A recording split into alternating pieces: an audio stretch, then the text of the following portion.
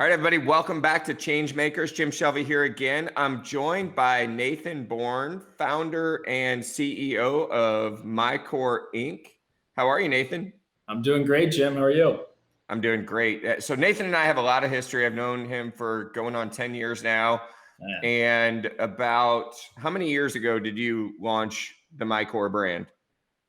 January of 2016. So Wow. 5 years. Yeah. 5.5 years now.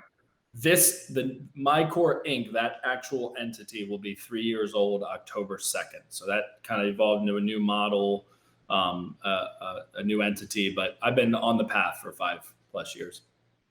That's fantastic. The reason why I immediately, when we put together this series, I knew that I wanted you to be a part of it, Nathan, is because you are a change maker by how we define it. You're an example of one person, one man, making a difference in not only your community, but every community that MyCore touches. But before we go into that, can you share a little bit with our audience here, who you are, your background, even from your, I'll throw the words in here, extremely humble beginnings, just a 90-second snapshot of who you are?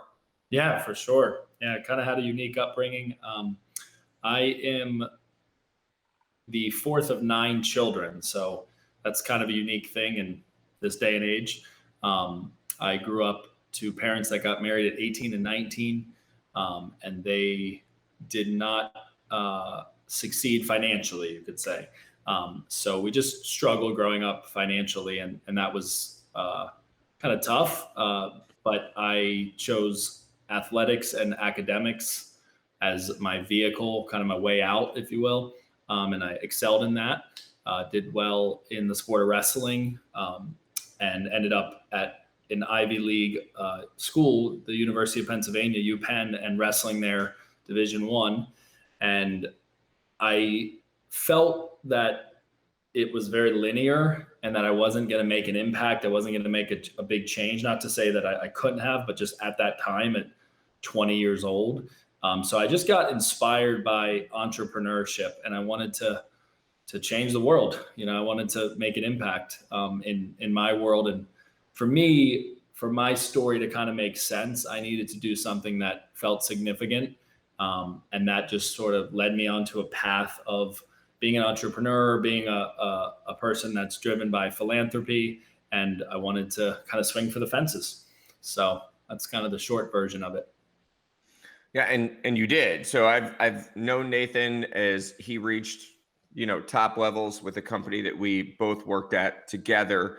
And then at the peak of your success and the growth of your career, you walked away. And you started MyCore. And the thing that I thought was really interesting about your mission was that you choose to give a percentage of what you earn as an organization locally to the community, to nonprofits, to organizations in that area. Can you share a little bit about how that works and what you do? Yeah, that was from day one. I wanted to hardwire into the foundation of MyCore, what we call MyCore legacy. And it was just that I wanted to create a legacy with MyCore. I think this word legacy, it deserves a little bit of unpacking because we hear about it a lot. We definitely think about it when we think about death and, our children and our children's children. But, we have the day we were born, and we have the day that we die, and we have that dash in the middle. And we've heard that before. A lot of thought leaders kind of speak to that dash.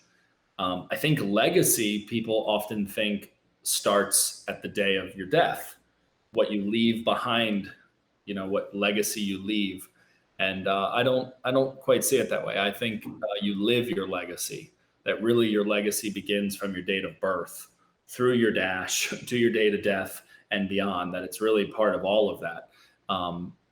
And obviously business and community, and that's kind of the space that I'm referring to, but that's true in the intangibles. If you're an angry person, you are living and therefore leaving an angry legacy to the people around you and to the people that possibly are even your children.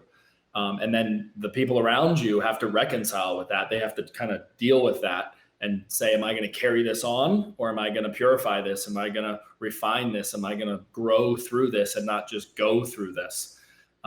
So that's kind of the more human experience slant on it.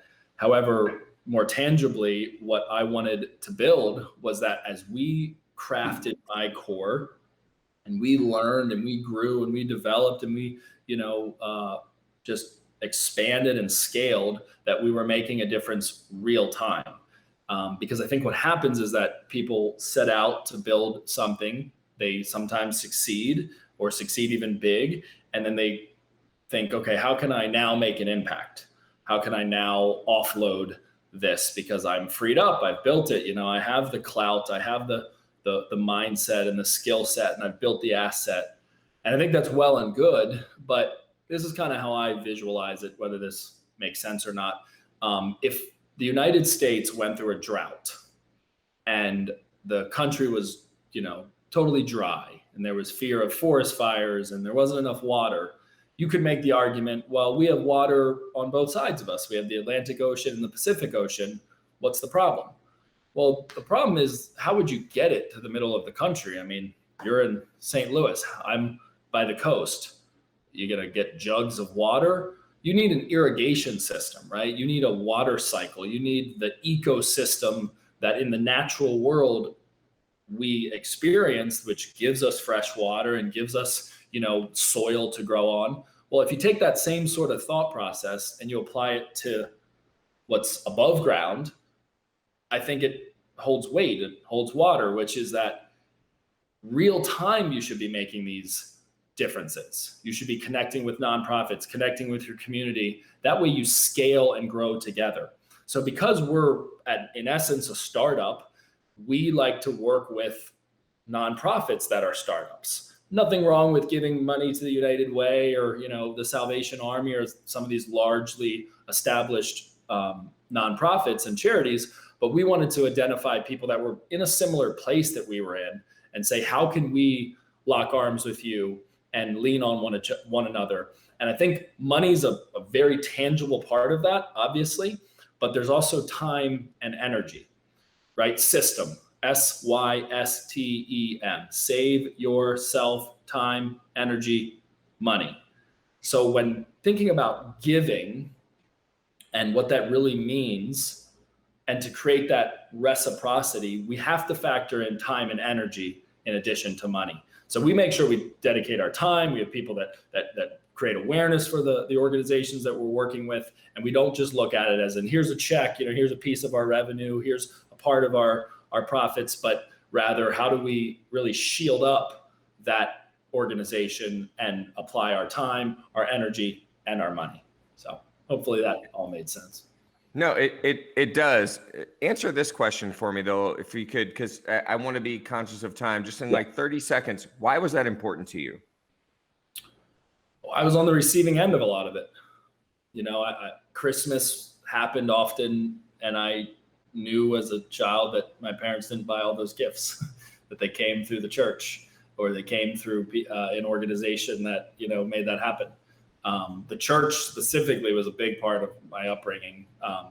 It built faith in me and it built core values in me. It also took care of some of my physiological needs as far as Maslow's hierarchy of needs. So I've been on the receiving end of it, and I feel a duty to not just facilitate it, but to almost innovate it and revolutionize it, because there's some incredibly talented people that happen to be born into families that fall under a certain socioeconomic level. And with given the right resources, they're going to be our next doctors, our next presidents, our next leaders. And it shouldn't be so rare. The rags to riches story shouldn't be so rare. It should be something that is more commonplace. So there's a lot more to what I just said there. And obviously, don't have time to go into that, but it's just, it's like a duty. I have to do it. If I became a billionaire and I look back over my life and all I have is things and accolades and status, it was all a waste. That's not the legacy I want personally.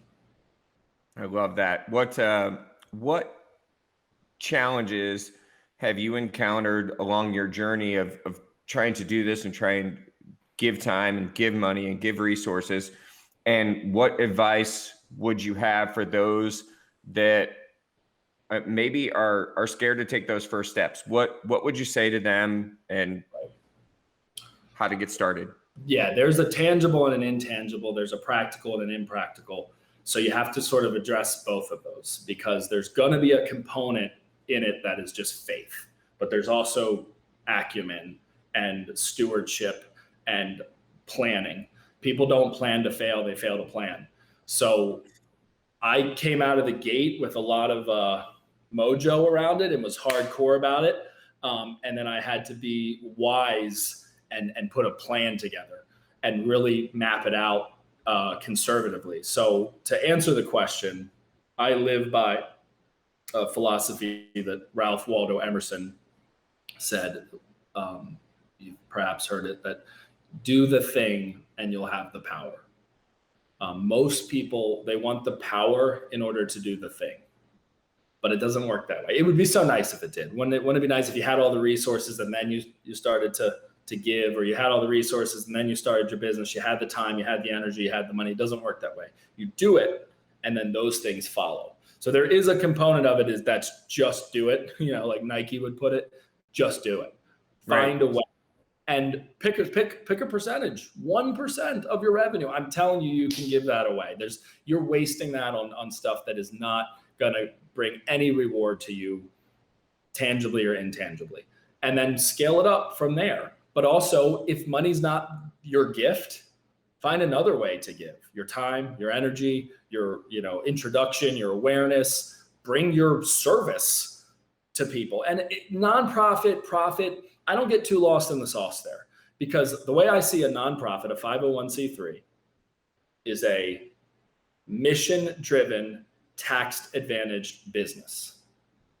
My core is a mission-driven, tax-advantaged business. We're not a 501c3, but we operate the same way in that both organizations, both entities are on similar paths. So just find a way to give. It doesn't always have to be, and where's my tax benefit, receipt for it? Just give, just do it, and then find more formal ways to hardwire it into your model, and things will open up. Awesome. Nathan, what's your website so people can come find you? Totally. It's www. That stands for the World Wide Web.